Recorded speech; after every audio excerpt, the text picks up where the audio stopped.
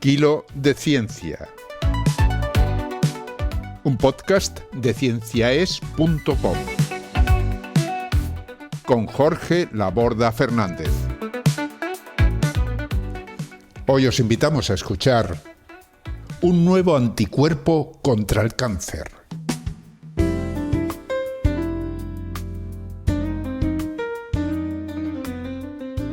Buena ciencia, amigos y seguidoras de Kilo. Un saludo cordial de Jorge Laborda.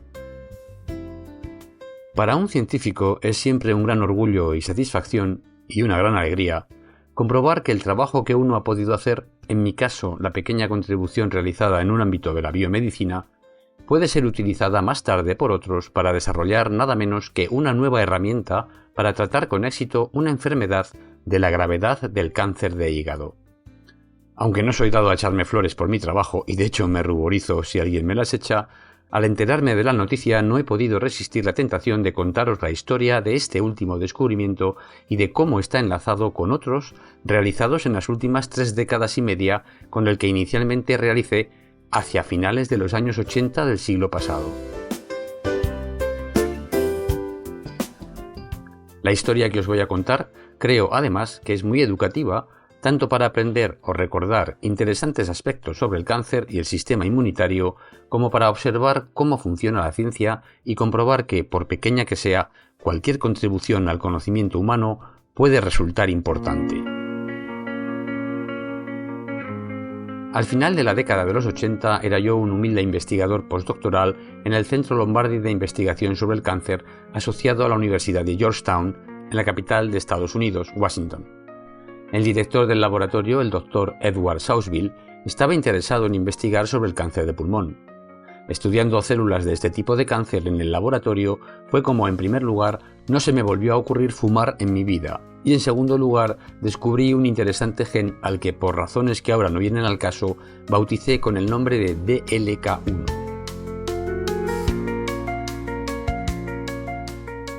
Años más tarde, cuando pude establecer mi propio grupito de investigación en los Institutos Nacionales de la Salud estadounidenses, pudimos descubrir que DLK1 no solo era un gen que funcionaba en células de cáncer de pulmón, sino que era un gen importante para el control del desarrollo embrionario.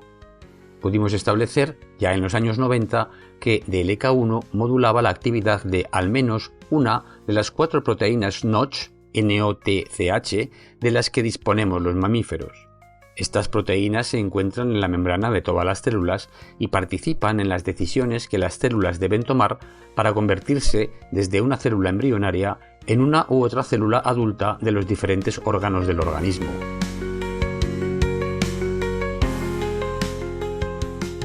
Ya de regreso en España, en la Facultad de Medicina de Albacete, en la Universidad de Castilla-La Mancha, en la primera década del siglo XXI, pudimos descubrir que DLK1 tenía un gen hermano, al que en un ataque imaginativo y irrefrenable denominé DLK2.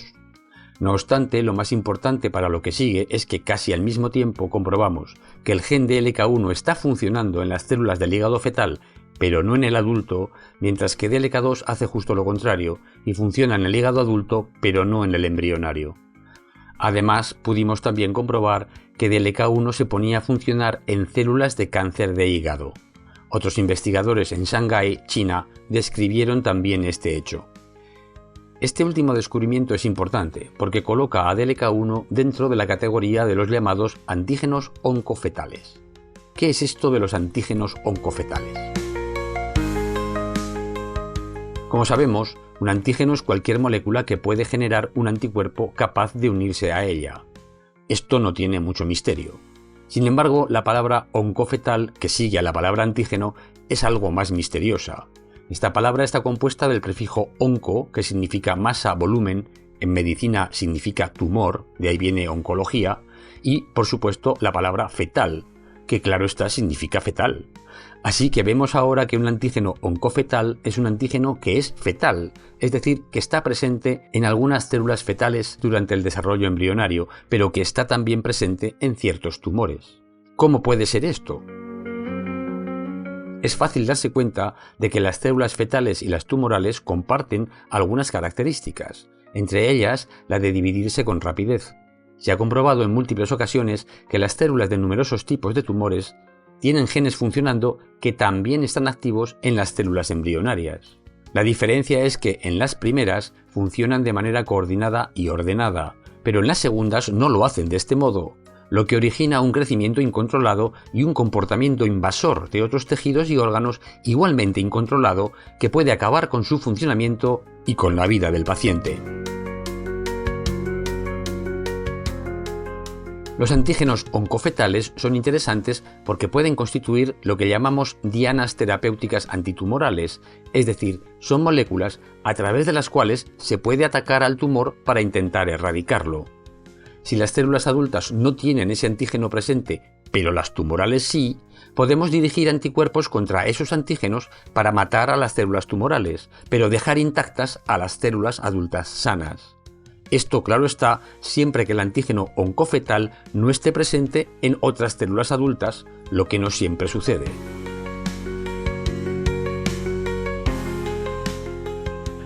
Afortunadamente, sí ocurre esto en el caso del gen de LK1 con las células tumorales y adultas del hígado. LK1 no está en las células adultas, pero sí en las tumorales. Es una situación muy favorable para intentar desarrollar anticuerpos capaces de atacar a las células tumorales de hígado sin afectar a las adultas. Esto puede parecer sencillo, pero no lo es tanto. El anticuerpo generado debe ser capaz de hacer algo más que solo unirse al antígeno de las células tumorales. Debe ser capaz, tras unirse a ellas, de desencadenar algún mecanismo que las elimine. Por suerte, este mecanismo existe. Se descubrió también en los años 80 del pasado siglo, y en él participan unas células muy interesantes llamadas las células asesinas naturales, o en inglés Natural Killer, NK, que es como se les suele conocer. Estas células patrullan sin cesar el organismo en busca de células que han podido ser bien infectadas por algún virus o bien se han transformado en tumorales.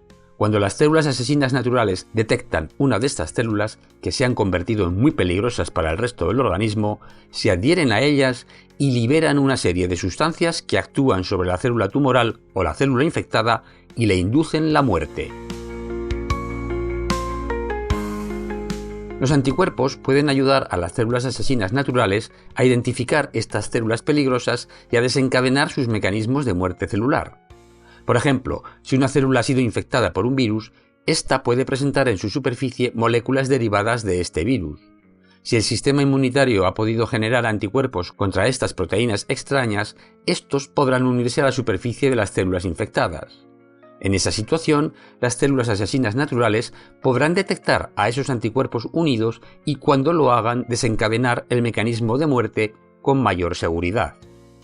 Los anticuerpos solo se producen en general contra antígenos que no están siempre presentes en el organismo, por lo que esos anticuerpos indican a la célula asesina natural que la célula que los tiene unidos es anormal, está enferma de alguna forma porque muestra en su superficie algo que no debería estar allí.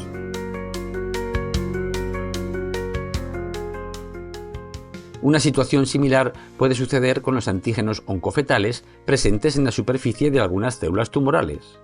Estos antígenos no deberían estar normalmente presentes en las células adultas del organismo. Sin embargo, mientras es prácticamente seguro que el sistema inmunitario generará anticuerpos contra las proteínas extrañas de un virus, no es seguro que genere anticuerpos contra todos los antígenos oncofetales, ya que en realidad no son proteínas extrañas. Forman parte del organismo y pueden estar presentes en otras células normales.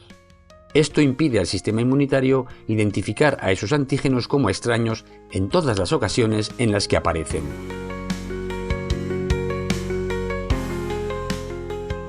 Esto es lo que sucede con DLK1.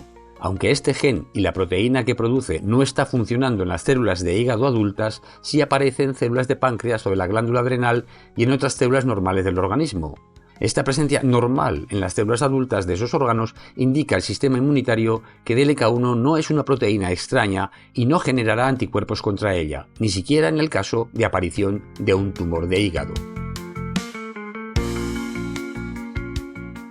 Sin embargo, los científicos sí pueden producir anticuerpos contra DLK1 en el laboratorio e inyectar dichos anticuerpos a pacientes con tumores hepáticos, con la esperanza de estimular la actividad de las células asesinas naturales, a pesar de que esto pueda generar algunos efectos secundarios indeseables.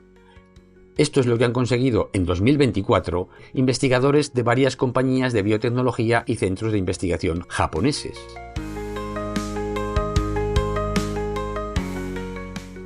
Por supuesto, estos investigadores no han inyectado los anticuerpos a ningún paciente antes de comprobar su posible eficacia y la ausencia de toxicidad.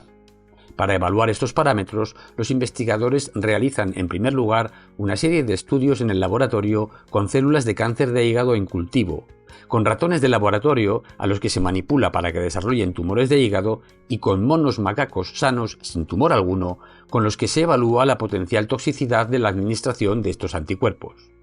Los resultados de estos estudios han sido publicados en la Revista Internacional de Ciencias Moleculares, en inglés International Journal of Molecular Sciences.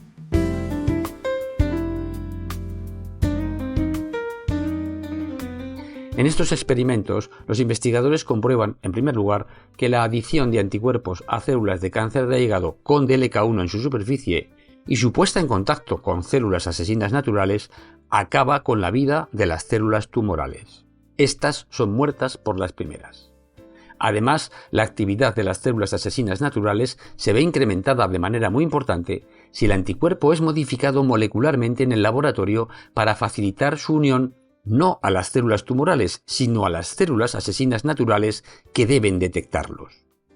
Esta modificación consiste en eliminar una molécula de carbohidrato particular que se une a los anticuerpos de manera natural durante su fabricación y que supone un mecanismo de seguridad para limitar la actividad de las células asesinas naturales. La modificación se realiza en una plataforma biotecnológica desarrollada en Alemania y basada igualmente en una serie de descubrimientos sobre los anticuerpos realizados a finales del siglo pasado y principios de este. Los anticuerpos así modificados son capaces de ralentizar de manera muy importante el crecimiento de los tumores en ratones de laboratorio a los que se les han implantado. Por otra parte, los estudios de toxicidad llevados a cabo en los monos macacos indican que a las dosis que tendrían actividad terapéutica, la toxicidad generada por el anticuerpo es poco importante. Esto indica que la relación entre riesgo y beneficio de esta terapia potencial es favorable. No contentos con estos datos, los investigadores realizan estudios adicionales en ratones de laboratorio en los que combinan la administración del anticuerpo contra DLK1 con un tratamiento quimioterapéutico ya conocido y utilizado en la clínica. Los resultados son muy prometedores, porque la combinación de estas dos terapias es capaz, en algunos casos, de erradicar por completo los tumores que crecen en los ratones. Gracias a estos esperanzadores resultados, los investigadores han iniciado una serie de ensayos clínicos con su anticuerpo anti-DLK1 en pacientes de cáncer de hígado. Espero que en ellos este anticuerpo demuestre su eficacia para contribuir a la erradicación de los tumores y que dentro de algunos años dispongamos de este anticuerpo en los hospitales como una herramienta antitumoral más. Confío además que no será la única terapia antitumoral basada en DLK1, ya que otros grupos de investigación están desarrollando otras estrategias de inmunoterapia muy poderosas basadas en la presencia de DLK1 en el cáncer de hígado. Ojalá que todos estos estudios clínicos den los resultados esperados y pronto podamos disponer de terapias más eficaces contra el cáncer de hígado. Y hasta aquí el programa de hoy. Como siempre me despido de vosotros con los mejores deseos de salud y de felicidad. Que los buenos anticuerpos y alimentos os acompañen. Buena ciencia. Hasta el próximo programa. Adiós. Han escuchado ustedes a Jorge Laborda en Kilo de Ciencia, un podcast de cienciaes.com que se elabora gracias a vuestras donaciones. Si deseas colaborar, visita nuestra web y pulsa el botón de donar. cienciaes.com. Ciencia para escuchar.